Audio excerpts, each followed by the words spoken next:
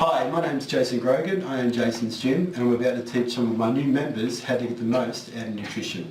How you going, guys? Good? Good. Now, when we speak of nutrition, we first need to understand that we have three basic nutrient groups.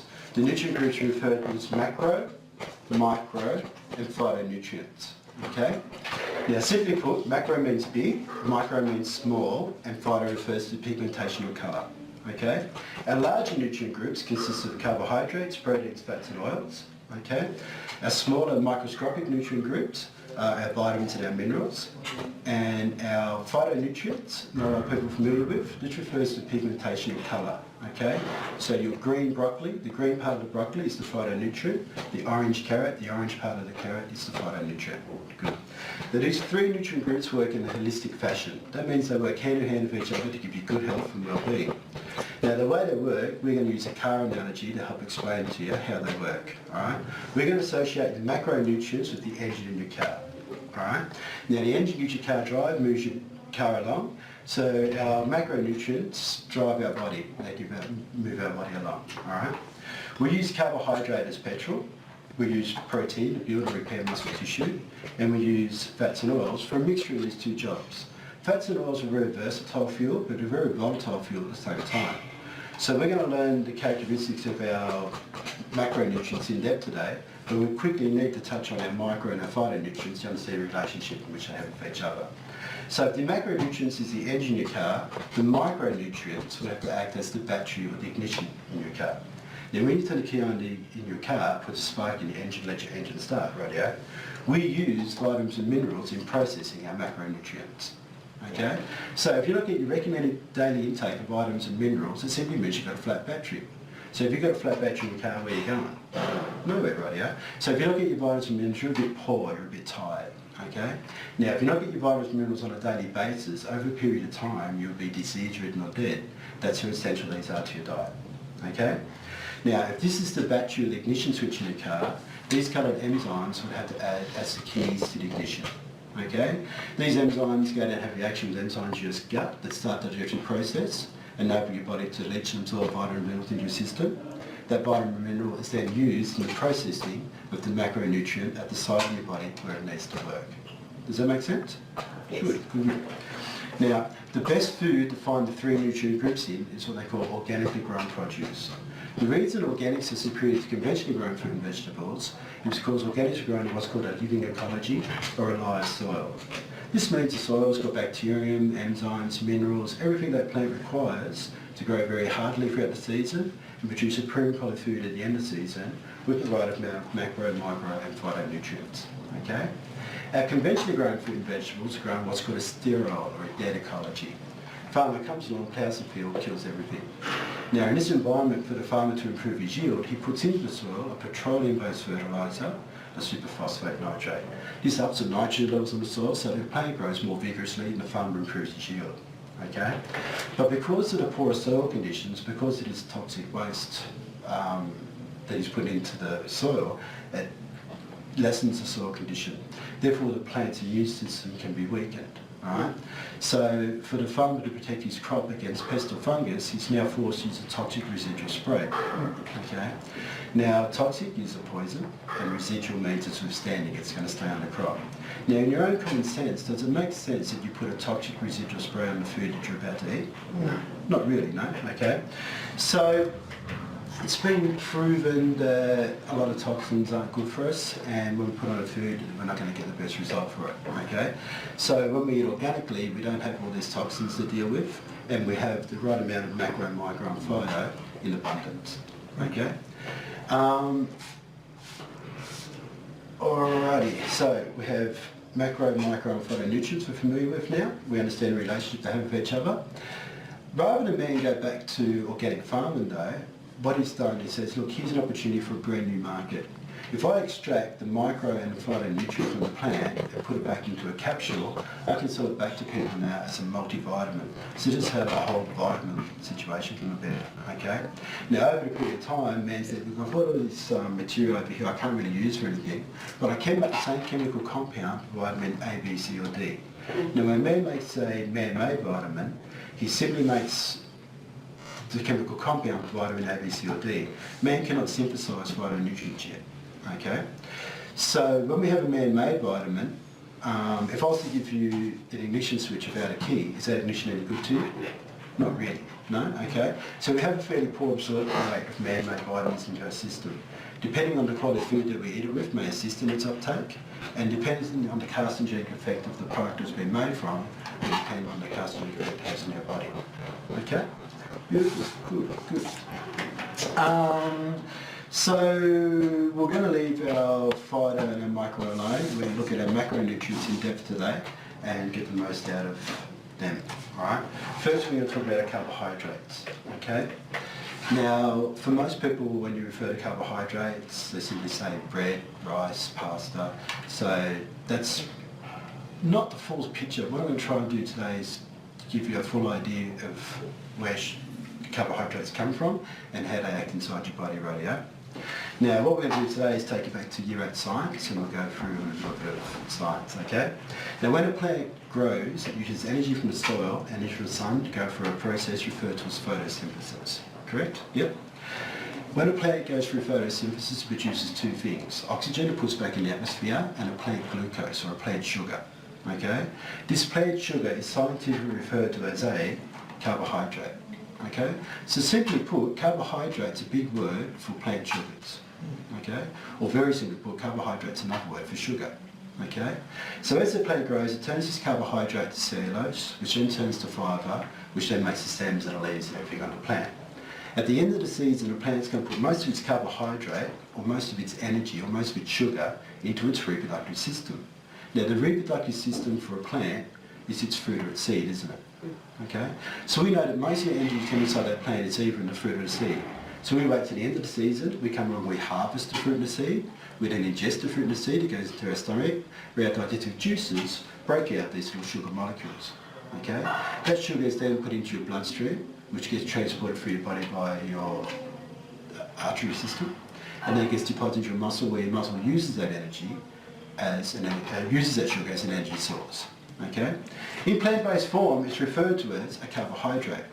Once that carbohydrate has been digested and gone to your bloodstreams, they're referred to as blood glucose. Once that blood glucose deposits into your muscles, they're referred to as muscle glycogen. Okay? There are three big words that mean sugar. So when we break it down, carbohydrates are simply plant sugars, blood glucose is blood sugar, and muscle glycogen is muscle sugar. Okay? A little bit later on, we go through the talk, and I say, as you run around the football field, we're using our muscles, aren't we? And I say, what kind of energy fuels your muscles? And you're going to say, muscle glycogen. Beautiful, good guys. Okay. Now, with our carbohydrates, we have two basic labels for our carbohydrates, rightio. The first of the carbohydrates is referred to as a simple carbohydrate, and the second is referred to as a complex carbohydrate. Okay? My body cannot tell the difference between a simple and a complex carbohydrate. To my body, it's just sugar. Okay? The major difference between a simple and a complex carbohydrate is how quickly your body can ascertain sugar from its product. Okay? For my body to break down a simple carbohydrate takes approximately 2 minutes. That's pretty quick, isn't it? Mm. So the properties of simple carbohydrates are they give you a very quick boost in blood sugar levels. Okay? Now there's not a great deal of sugar in this product, and for a few other reasons it gets used up fairly quickly as well, which we'll talk about a bit later on. So about 15 minutes after this product, my blood sugar levels drop back down here to ground zero. When my blood sugar levels drop back down here, my body's going to go to a state of nausea or hunger. Mm-hmm. Okay? So how long does it take to break this guy down? 2 minutes. 2 minutes. How good for us inside your system? About 15 minutes. And what happens when it gets back down to here? I feel hungry. You're hungry again. Beautiful. Good. Now, with my complex carbohydrate, this guy here is a lot more tightly compacted together. It's much more difficult for my body to break the sugar molecules out of this product. So whereas this guy here takes 2 minutes to break down, it can take up to 2 hours to break this guy down. So that's a huge time difference, isn't it? Mm. So the problems with complex carbohydrates are that they leach out little bits of sugar over a longer period of time. So 2 hours, 2.5 hours after eating this product, then you start to feel hungry again. Okay? Mm. So you can see how if we start to time our blood sugar, we can start to determine when we get hungry, when we need to, when we don't need to eat. Yeah, good. Okay, what we're going to do is have a quick look in our book at the different types of foods in which we find there's different types of sugars in, rightio? We'll start with our complex group first. Now, my complex carbohydrates consist of cereals and starchy vegetables, okay? Now, when we talk about cereals, we don't mean Fruit Loops, Honey Smacks, neutral grain, all those kind of things. We refer to them as processed rubbish, okay? So when we talk about cereals in their rawest state possible, we're talking about whole grain wheat, rice, oats and rye. Do you understand that? So you understand now that wheat is actually sugar? Yeah? Wheat slowly gets turned to sugar inside your belly. Wheat is referred to as a complex carbohydrate. Now, being a whole grain of wheat, it does have some protein in it, and it does have some oil in it as well. But it's mainly sugar. Therefore, when they refer to it as the major macronutrient, which is a complex carbohydrate or a complex sugar molecule. Do you understand that? Okay, so wheat slowly gets turned to sugar inside your belly, as does rice, oats and rye. The next group that falls into our complex range are our starchy vegetables. It's my potato, corn, pumpkin, beetroot, parsnips, turnips and peas. All that stuff gets turned to sugar inside your belly as well. Do you understand that? Good. Now on the adjacent page over here, we have our simple carbohydrates. Now my simple carbohydrates refer simply to fruit and vegetables, okay? So I have my oranges, mandarins, kiwi fruits, bananas, pineapple, plums, apricots, peaches, avocados, strawberries, apples, pears, grapefruit, melon juices. They all refer to as simple carbohydrate, okay? Simple sugars, very quickly into your system, okay? We have our vegetables of a starchy nature, such as spinach, broccoli, cauliflower, cabbage, Brussels sprouts, lettuce, tomato, cucumber, capsicums, mushrooms, onions, skinny, sprouts, green beans. All this stuff gets turned to sugar inside your belly as well, okay? So the general rule, if it comes from a plant-based product, it's simply a carbohydrate or a sugar product. Does that make sense? Good. Okay, so we understand simple, we understand complex, we can see some of the foods in which we get these sugars from. The next thing I'm going to talk about today is your GI. Is anybody familiar with the term? GI? What does GI stand for? Nearly, glycemic index. Beautiful, good. Does anybody know what that means? Not really? No? Not a lot of people do. There's a lot of misunderstanding about this, so we're going to try and clarify it today so we've got a bit of a better understanding how to use our GI, okay? Now GI stands for glycemic index. Now glycemic refers to at the rate of, and index is another word for measure. So a more easy way of understanding my glycemic index, or understanding what my glycemic index is a measure of the rate at which my body turns plant sugars, carbohydrates, into usable energy, blood sugar. Okay, so it's basically a sliding number scale or a time scale, isn't it? It tells me how long it takes me to turn a particular type of food into a usable blood sugar, right? So to help you understand this, I'll put your foods into a very loose glycemic order here, and we've had a few estimates to give you a bit of an idea of how it works, right? Yeah? Now at the top of the list here I have my orange. This model will now represent my orange. Okay, so how long does it take to break down an orange? 2 minutes. About 2 minutes, beautiful. Over here I've got a whole grain of wheat. This model here will now represent my whole grain of wheat. So how long does it take to turn a grain of wheat into sugar? 2 hours, beautiful, good. Now as you can appreciate, all food's put together a little bit different, isn't it? Therefore it's going to break down at different times inside your tummy. Alright? So as we go through the order here, if a grain of wheat takes 2 hours to break down, a grain of brown rice will take 1 hour and 45. Okay? My oats and rye will take about 1 hour and a half. Potatoes will take 1 hour. Corn will take 45 minutes. Pumpkin, beetroot, 35 minutes. And parsnip, turnips, peas, 35 minutes, half an hour. So you see as we come down the page, we've progressively become more simple, haven't we? Yeah?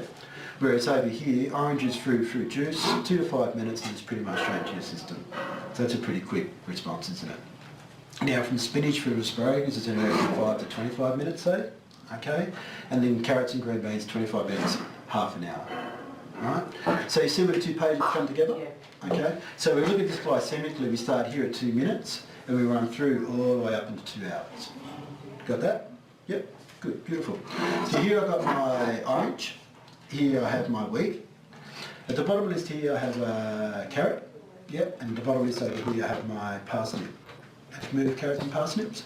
Yes? Okay. So here I've got my orange. Here I've got my wheat. Here I've got my carrot. Here I've got my parsnip. Slap bang in the middle. Okay. Are these guys complex or simple? Both. They're in the middle, aren't they? They're neither actually, right? Neither, right? So this means we cannot just have simple carbohydrates and we cannot just have complex carbohydrates, because some foods are in the middle, they're not complex nor simple. Alright? So this is where the GI comes into play. We need a more accurate way of measuring the release of energies into our body, so they develop the glycemic index to incorporate this sliding number scale. Okay?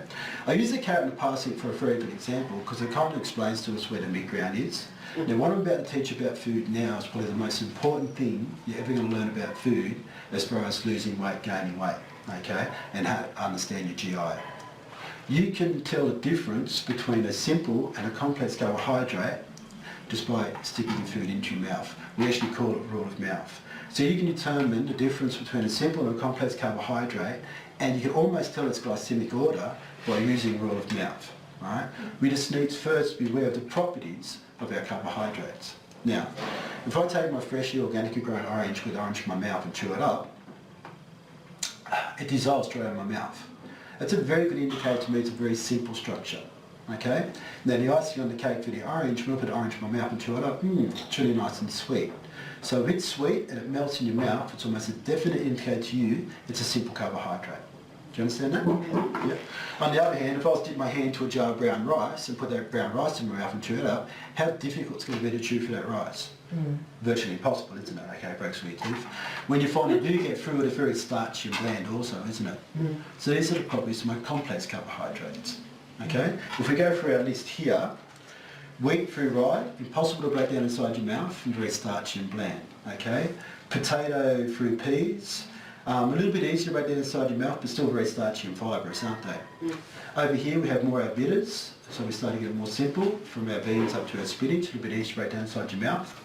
And then out through here, the oranges through fruit juice, melts in the mouth, sweet as. Okay? So you can see how you can use rule of mouth. With the carrot and the parsnip, they're very close in their qualities, so you can kind of see where that's the halfway area.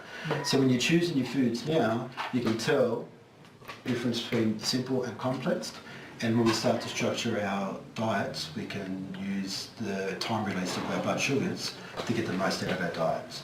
Okay, beautiful. Okay, so we understand simple, we understand complex, we understand our sliding number scale, our GI. The next thing we're going to talk about today is processing of food, okay? This is basically how man destroys nutrition, alright? So just say I'm Farmer Jay, so I'll just grow myself a nice big crop of wheat. I'm now going to take my wheat to the mill and mill it into flour, so Mr. Vitaldo, our local baker, can make a nice loaf of bread, okay? Whilst at the mill, I'm taking my beautiful pristine grain wheat that nature's provided for me, and I'm smashing too many pieces, aren't I? Yep. In the process of turning wheat to flour, I actually destroy all the vitamins and the minerals, okay? I also destroy all the phytonutrients. And while we're at it, let's take out most of the fibre, shall we? Beautiful. Now, if I brought you a brand new car, and I ripped out the battery and threw away the key, you think there's something seriously wrong with me, wouldn't you? Okay? If we do it to our food on a daily basis, alright? This is now referred to as a dead carbohydrate. My body cannot use this, okay? When I process my food, I take out 2/3 of my nutrients. Yes? Okay? Not only is it a dead carbohydrate, but I've dramatically changed its glycemic order now too, haven't I? Does that look very complex to you? No. That's not complex at all, is it?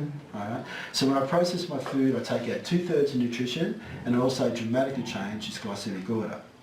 Now, some people think it's okay to add processed food into your glycemic index, into your GI, which is a little bit incorrect, because once food's been processed, we cannot really call it food anymore, can we?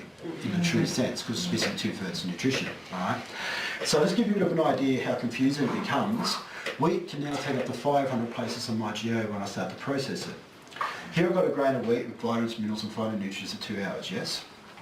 Here I have my orange with vitamins, minerals and phytonutrients for 2 minutes, alright? When I process, if I have a piece of white bread, it takes me about 10 minutes to digest with no vitamins, no minerals and no phytonutrients. Over here, the whole grain piece of bread, it's a lot more difficult for my body to digest, it's going to take a lot longer, and it has vitamins, minerals and phytonutrients because of the whole grain. Okay? Here I have my brown bread. Okay? It's got a little bit more fibre, but the vitamins and minerals pretty much take much out of it. It's going to take me a little bit longer to digest. Here I have a donut. Okay? Highly processed, 2 minutes to digest, and a gut full of sugar. Does that make sense? All made from flour, all made from wheat. This is where your glycemic index becomes very disconcerting. But once you're aware of it, you can understand that it's been processed, and then you can start to classify where it should sit appropriately. Okay? Beautiful. We understand simple, we understand complex, we understand the sliding number scale, we understand how man messes with food. Let's get out to the real world and start using our newly acquired knowledge, shall we? Yep? Alright, beautiful. Let's go have a quick game of soccer. Okay? As we run on a soccer field, we're using our muscles, aren't we? What kind of fuel did we say fueled our muscles? Glycogen. Beautiful, well done, very good. Okay, glycogen, beautiful. So as I'm running on a soccer field, it'll deplete my body's glycogen stores. Okay, I'm running out of muscle sugar. As I run out of muscle sugar, I replace that with blood sugar, don't I? Blood glucose. Right? So the side effect from running on a football field is I use up all my glycogen and my glucose stores. Okay? Now the simple term for that is that you're running out of energy. Okay, you're becoming fatigued. I have no more energy. So when I come off at half time, I walk over to my coach, I go, oh wow, far out coach. Adrian's been running me around the football field all day, I have no more energy, I couldn't go out and play the second half, possibly I have no more energy left. Right? My coach very quickly goes, here Jace, get an orange into you buddy. So what do you think the coach gives you an orange at half time for? Yeah, sure. Beautiful, really good. So the good thing about simple carbohydrates are to very quickly elevate your blood sugar levels into replace muscle glycogen. So at the end of half-time break, I'm thinking, hey, I feel a bit refreshed. I'm ready to go back out there and play the second half. Do you understand that? Okay. Now, Kerry, she's not really into oranges. She doesn't really like oranges very much. She says to the coach, no, coach, I'll be right. Just give me a rest and a drink of water. All right. Now, Kerry's going to be all right. We've all got a spare tank of fuel in our body. It's referred to as your liver. Okay. Your liver stores a lot of stored glycogen in it. So at rest, when you run out of muscle glycogen, your liver will release some of its stored glycogen back into your bloodstream, which will go for a replenish your depleted muscle supply. Okay? So then at half-time break, Kerry's thinking, yep, I'm feeling pretty good too, let's go back out in the second half. Alright? Now 10 minutes from full time, poor Kerry's got a hand in the air saying, oh, I have no more energy, I can't go on, please get me off. Alright? We're hoping that Adrian's running around saying, get to me, and he's still on his little sugar high. Okay? So two people of very similar fitness levels, I can outperform because of a simple understanding of basic nutrition. Does that make sense? Beautiful, cool, good. That's the good side of these. Now we need to learn about the bad, and there's a world of bad with these, right? To help us understand about the bad side of simple carbohydrate, we're going to introduce you to a girl we call Peter the orange peeler. Okay? We're going to stereotype Pete. She's a little overweight. Okay, she's carrying a few kilos, she's not really into the health scene. Don't get me wrong, she's a beautiful person, everybody's friend, okay, but she's just not into the fitness side of things too much, okay. Now, she's such a good friend, she comes out for the half-time talk to help talk to her friends and tell them how good they're playing the game, right? When she goes out there, she notices a few oranges left over, the ones that Peter did, that Kerry didn't want, okay? Beautiful. So she says to the coach, hey coach, you know what an orange is? Yeah, no worries Pete, go for it. Now when Peter has the orange, it very quickly elevates her blood sugar levels as well, doesn't it? Yeah? But Peter doesn't use up her blood sugar, has she? No. She'll be on the sideline going, yay, woo, that's about as much energy as she's putting out, okay? Now Peter's muscles can only handle a certain amount of sugar. If you get too much sugar going to your muscles at any one time, your body will start to go in what's called a hyperglycemic state, okay? Your body might fit and shake like that, and it might shut itself down into a coma and stop your body from processing the sugar, which can be fatal, okay, it can be dangerous. Now in able-bodied people with an organ in our body that stops this phenomenon from happening. Are you familiar with what this organ is?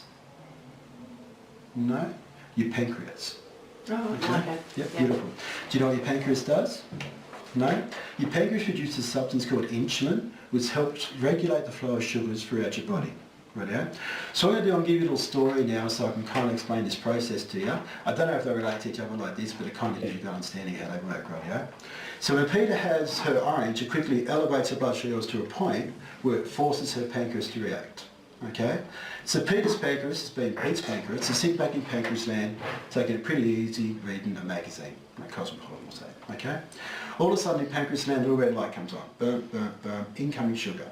This forces Pete's pancreas to put the magazine down, it's addressed the insulin, she goes, alright guys, Pete's been back into the sugar, and then she go out there, attach yourself to a sugar molecule and tell that stuff where it can and can't go.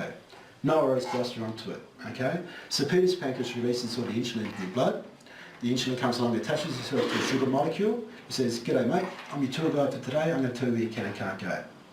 So the little sugar goes, alright buddy, where are we off to first then? Well, let's go check out the muscles in your health, alright? So all of a sudden Peter's got these insulated sugar molecules screaming straight towards the muscle. The muscle sees all this sugar coming and goes, whoa, guys, settle down, whoa, way too much energy for me to handle. If all these guys jump here at any one time, they're going to blow me to a million pieces, right? Yeah? So the muscle and the insulin have the ability to communicate with each other. So the insulin goes, all right, Mr. Muscle, how many of these bad boys do you want? And the muscle goes, look, 500 will satisfy me, no worries, thanks very much. So the insulin goes, no worries, leave it with me. The insulin then has the ability to jam as much sugar into the muscle requires, then shuts receptors of the muscle, let no more sugar come in here. Okay? Or it's a bit similar to having a glass and a bowl of water. Once you fill up the glass, your muscles stop pouring, right? Beautiful. Now, the sugar doesn't get used up inside your muscles, then gets passed into what's called your metabolic rate, or your metabolism. Now, this refers to the involuntary muscles inside your body, your organs basically, your heart, lungs, liver, kidneys, and your muscles when they're not doing nothing. Alright? Now, again, once you have that air full of sugar, no more sugar is coming into here. Alright? Now, the sugar doesn't get used up inside your muscles or inside your metabolic rate. We then go through a chemical reaction with the insulin at the liver that changes it from a sugar into a fatty acid. Right? This fatty acid is then stored within your fat cells. Do you understand that process? Okay? We're going to quickly recap. So when Peter has the orange, it very quickly elevates her blood sugar levels to the point where it forces her pancreas to react. Right? The pancreas will put some into her muscles, some into her metabolic rate, and then jam the rest into the fat stores. Do you understand that? Okay? So 15 minutes after Peter's had the orange, her blood sugar levels will drop back down to ground zero. Right. Now what happens when Peter's blood sugar levels drop back down here? Lethargic, not in there. She gets hungry again. Right? She starts to feel, she hasn't done nothing, so she's not tired. Do you understand that? But she's thinking, I'm feeling a bit peckish. Now here's the difference between fat and thin, or healthy and unhealthy. We're 15 minutes in the second half going kick to me, burning off our blood sugars, aren't we? Peter's in the final line going, gee, I'm a bit peckish, I might get into a tuck shop. Right? So Pete gets up, she walks down to the tuck shop, she goes, look, I'm not really hungry, I just had an orange not long ago, I might just get myself a can of soft drink. Okay? Peter's about to introduce a new type of sugar into her body. It's called a processed, refined, man-made sugar. Okay? So man in his ultimate wisdom says, hey, vitamins and minerals and phytonutrients, let's process that out of the product again, and let's replace it with more of these little sugar molecules. Okay? Let's make a little sugar crystal. Pure sugar. Okay? Pure sugar. Now this stuff doesn't happen in the real world, does it? This is a man-made product. Okay? We've refined and processed it, and pure sugar. Do you understand that?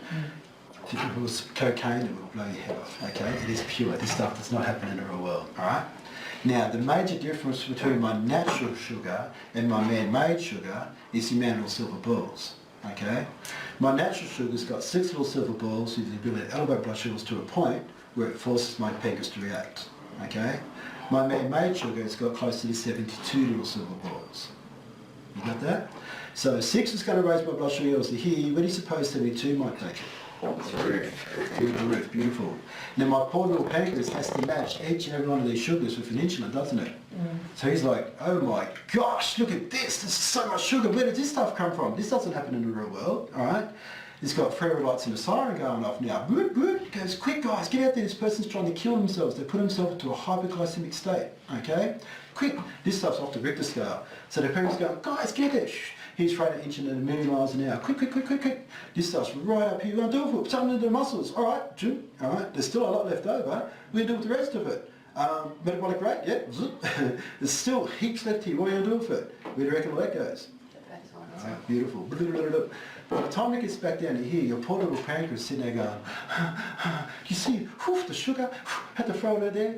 He's tired, he's worn out, he's going, I can't believe how much work I had to do just then. Right, yeah? What happens to Peter when her blood sugar will drop back down to here though? She's hungry. You're joking, she's hungry again, right, yeah? We've still got 10 minutes to play in the second half, don't we? Peter's thinking, well, hurry, I can make it back down to tuck shop. So Peter goes back down to tuck shop, she goes, look, I know what I want now. Can I have one of those big red snakes and 2 donuts, please? Because I don't want to wreck my appetite. I don't want to eat too much. Okay? What has Peter's blood sugar levels just done? Straight back off the Richter scale. What do you think Peter's pancreas is doing at the moment? He's going, oh my gosh, you can't do this to me. You are stressing me out to the max. I cannot handle this anymore. Rightio? Actually, I'm stressed that much, I'm going to go and leave. I say, I've got to go. I'm not going to do this anymore. I'm out of here. Rightio? Peter starts to feel a little bit sick, a little bit crook, right? She's put on a lot of weight, she's got no energy. always thirsty. She goes, what's going on? She gets up and she goes, I'm going to see the doctor. I think there's something wrong with me. She goes down and sees the doctor. She goes, Doc, what's going on? I put a lot of weight. I've got no energy. Feeling not very good at all. Doctor goes, I know, Pete, let's have a quick blood test, see what's going on. All right, so takes a bit of blood, comes back rocking his head, goes, Peter, I've got a bit of bad news for you, mate. You get an exceptionally high blood sugar count. Peter goes, yes, so what does that mean? I'm sorry, it means you're referred to as a class 2 diabetic. A diabetic? What does that mean? Oh, I'm glad you asked, Peter. All right. It means, Peter, please be careful with these sugars here. Peter, please don't touch these sugars anymore. Okay? Now, Pete, I want you to dramatically change your lifestyle. I want you to go down and join a gym, get fit and healthy, and totally change the way you eat your food, all right? Because it's really not working for you.